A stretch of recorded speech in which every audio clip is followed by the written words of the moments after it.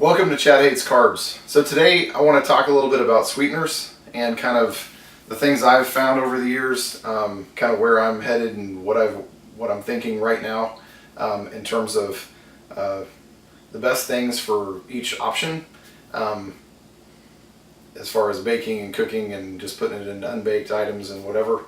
And basically the short course is that I've kind of come full circle on a few things. So this is the generic. This is Kroger brand, which is Dillon's and Kroger here in Kansas. Apriva is the Splenda is the generic from Kroger. This is Sucralose.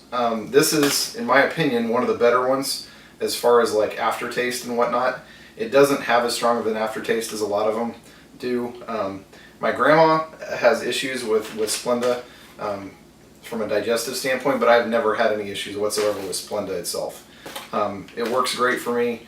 It's a little bit more expensive than some other options, but now that they've got generics at the various grocery stores, Walmart and Dillon's and whatever, this is definitely one of my main go-tos. It was the first kind of alternative that my wife used in baking, and they also have a brown sugar version that's pretty good.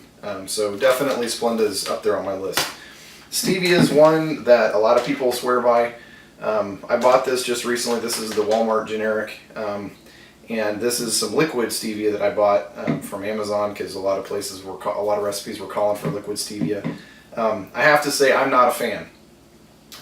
It's way too metallic tasting for me, so it just does not work in terms of the way that I want to taste things. Now, cooking with it is better, but trying to put this in any of my no-bake solutions or whatever, it's just way too it's way too metallic flavoring. I don't like it. So for baking purposes, that's what I'm going to use this for, because I can't deal with it in the no-bake when I do my whipped cream desserts and all that kind of stuff. This is not good for me. So that's stevia. A lot of people, like I said, swear by it, but not for me. Xylitol, I got to tell you, this one I was excited about because, again, everybody's big on the whole all natural, whatever. Xylitol is a natural ingredient and whatever. My problem with it is the GI stuff I was telling you about with my grandma. A lot more issues, at least in my immediate family, with this. Personally, I have issues with xylitol, and as far as digestion, I'm not going to get into details, but it's just not super fun. So if I was going to continue to use this, which I probably will because I'm too cheap, you'll notice I accidentally cut the bag and I duct taped the bag back together, so that's how cheap I am.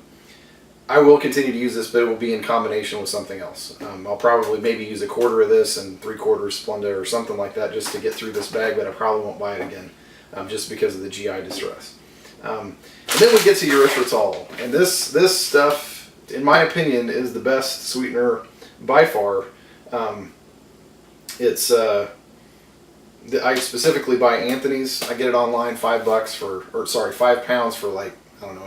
It's not cheap, but as far as like the ability to like sub for sugar, like in all the different things, erythritol, in my opinion, is by far the best sweetener out there.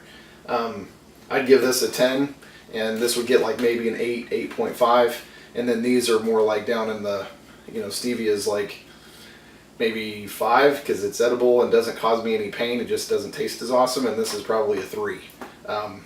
Which again is disappointing because I was all excited because everybody kept talking up xylitol, and I finally found a kind that I could get, and anyway, it just didn't work for me. So I believe that the Swerve confectioner stuff, which I've used in the past, is made from erythritol, and the Swerve stuff has been fantastic from a texture standpoint, and so I also really liked Swerve. I just don't have any left because I've used up the last of the confectioner's version of that.